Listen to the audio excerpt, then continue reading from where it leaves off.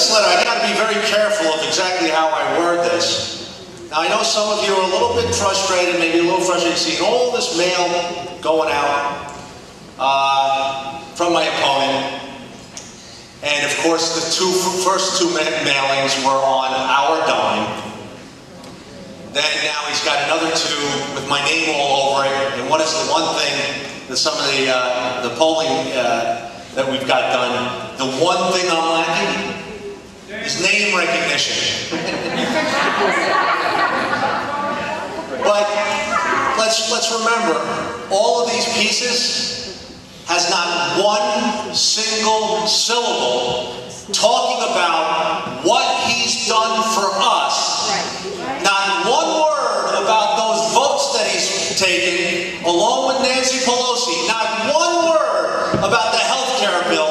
Not one word about the stimulus bill. Not one word about cap and trade. If he's so proud of those, why isn't he running on them?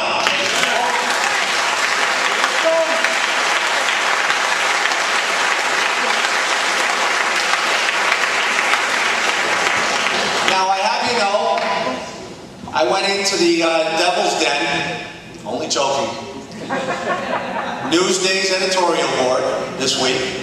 They were all lined up. It was me. Listen, you know, I'm an honest guy. I tell it the way I see it. They were actually very nice. But sure enough, Steve was sitting right next to me. And I have to admit, I'm just telling you the truth. I'm thinking to myself, okay, Rada's a moderate, maybe he was a moderate. I'm trying to give him the benefit of the doubt, maybe he is a moderate. Of course, my good friend Steve there is telling me he ain't no moderate. So, sure enough, lo and behold, and I gotta give them credit.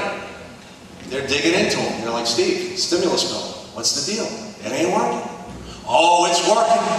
Oh, it's working. Classic Steve. You know, I just was driving, I'm paraphrasing kind of, but this is Steve.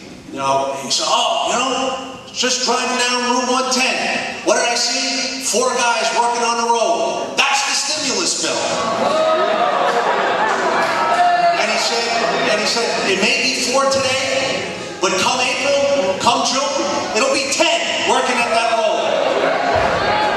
Then he starts talking about classic Steve, and he says, you know, the guy owns the diner, and he names the diner. Over on the corner of such and such. He's smiling. You want to know why? Because it's the stimulus bill. They're fixing the roads. And I'm telling you, even the board started getting a little aggravated. I'm not joking. But needless to say, he goes into these, you know, he pontificates about, and I'm sitting back and I'm listening to him. I swear to you, as God is my witness, he believes this stuff. It's not just ambition to move up the ladder. He's talking about how good the health care bill is. He's talking about how good historically, when the government gets involved and the government does this project and the government does that project and the government's involved over there. And finally, when he stopped after about 7 minutes, and I sat back and I said, guys, before you ask me the next question, are you writing this stuff down? I swear, I'm not joking, I really did. I said, do you understand? He really does believe in big government. He really does believe that the government has the solutions. He really does believe if we're down on our luck, the government's going to pull us out. And I was just shocked. And that's, you know, that just reinforced the battle that we have. You know, I don't know whether he just drank the Kool-Aid or just the essence of the man. You know, he found his religion, if you will, Nancy Pelosi. Now, I got news for you. Remember how I keep on, he votes with Nancy Pelosi 98.7% of the time, but we know just now he took another vote with Nancy Pelosi. It looks like he's creeping up to 100%. 39 Democrats broke away from Nancy Pelosi in adjourning this week. They said, we're here to do the people's business. Nancy Pelosi says, let's leave. We got to go back home and save our backsides. Steve Israel voted again with Nancy Pelosi saying, I got to get back home. And just like Newt Gingrich said early on in this campaign, you were there, Steve. He said, when Steve Israel comes back here to campaign, he's going to have to lie. He's lied about it. He's lied about the tax equity bill. You know, this tax equity bill that he's pushing again. And let me tell you something. He claims that he wrote it in his TV ad. Lie. Nagler wrote it before he even got to Congress. Let me tell you something. To Newsday's credit, he tried to push the tax equity line. Rita Chioli, of all people, said, Steve, please, dead on arrival. Next.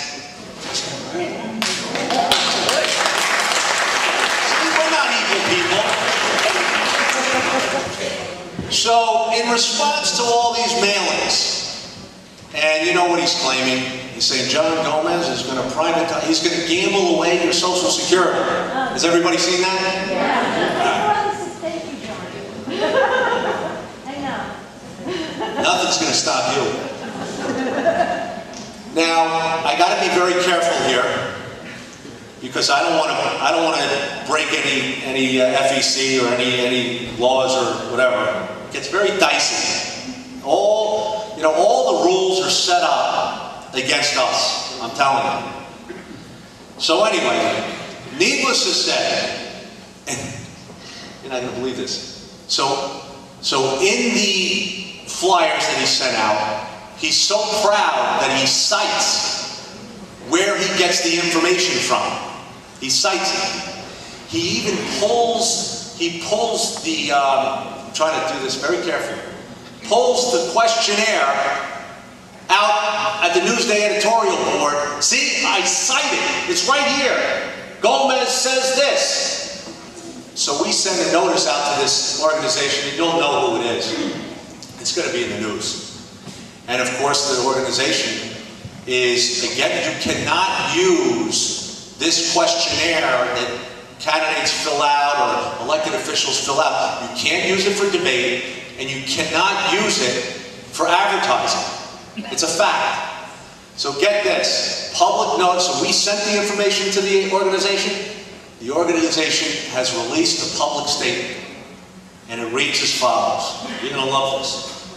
And I quote, Steve Israel, a candidate for the 2nd Congressional District in New York, has attacked his opponent, John Gomez, with information he knows to be false and used blank's name to give his accusations credibility. This kind of negative campaign activity deliberately deceives voters and is precisely the sort of tactic that the project attempts to counter with its factual database.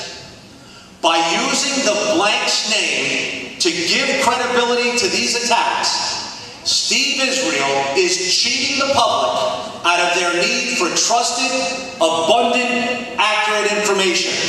It goes on. Here's the clincher. This kind of behavior occurs in less than 0.05% of all races nationally. It is our policy to condemn this misuse.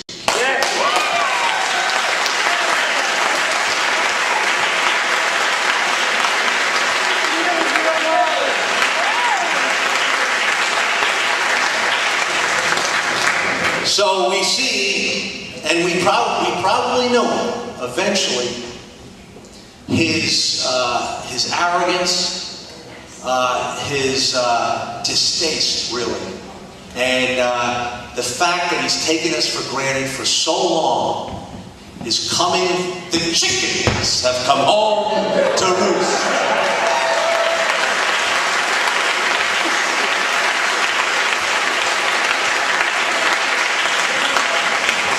With that being said, we all know what it's going to take. Money doesn't get you elected. Words don't get you elected, votes get you elected.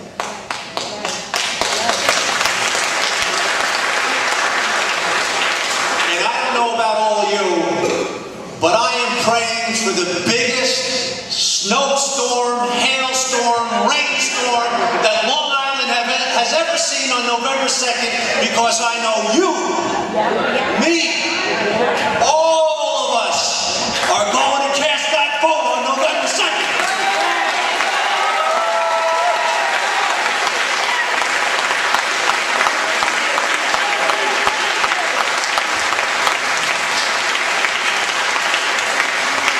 And folks, just a reminder, once again, I urge you all to remember to hearken back to our founding fathers.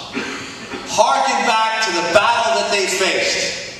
No shirts, no shoes. Battling the biggest army, the biggest navy known to mankind. We're almost in a similar situation, fighting the same fight against the same enemy.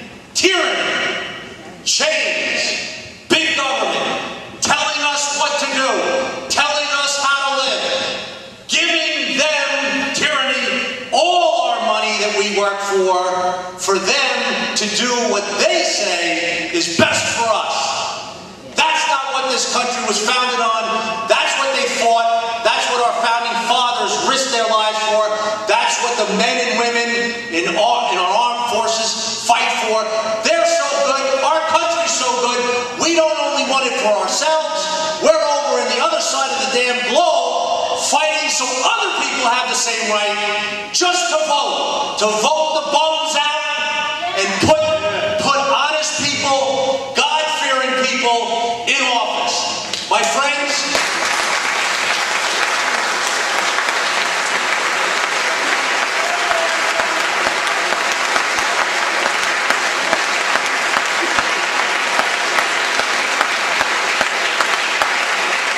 our country has seen tyranny before. We battled it. We beat it back. It's here again. It's in the White House. It's in Congress. We must take the House back on November 2nd, or else. Or else. And Rudy Giuliani said it. He said for the first time in his life, he's actually scared for his country. Right. He said, you know, we've had bad presidents before, and he went through a few, even Jimmy Carter, he said. But this is bad. This is bad. This goes against the very fiber of our country. But the only way to do it is to vote the bums out. Yeah.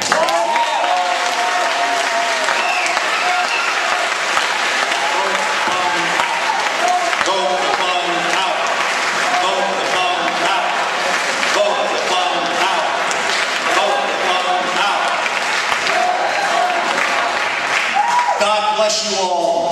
I love you with all my heart. And I promise you, my friends, I'm going down to be your voice. When I'm here, I'm listening to you, and I'm only going to listen to you. I vote for you. I'm only going to vote for you. Tonight, I turned to John LaValle. I said, John, if there's a bill coming across my desk, and you call me up, and you say you got to vote for this bill, Gomez, or else you don't got my support. And I said to him, I said, but if my people, the people of the district say, don't vote for that bill, I am not going to vote for that bill.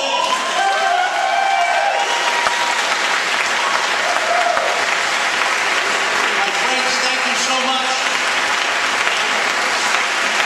I don't only need your vote, I need your prayers. Please, I need your prayers. Steve, Art, thank you so much. God bless everybody. God bless the greatest country.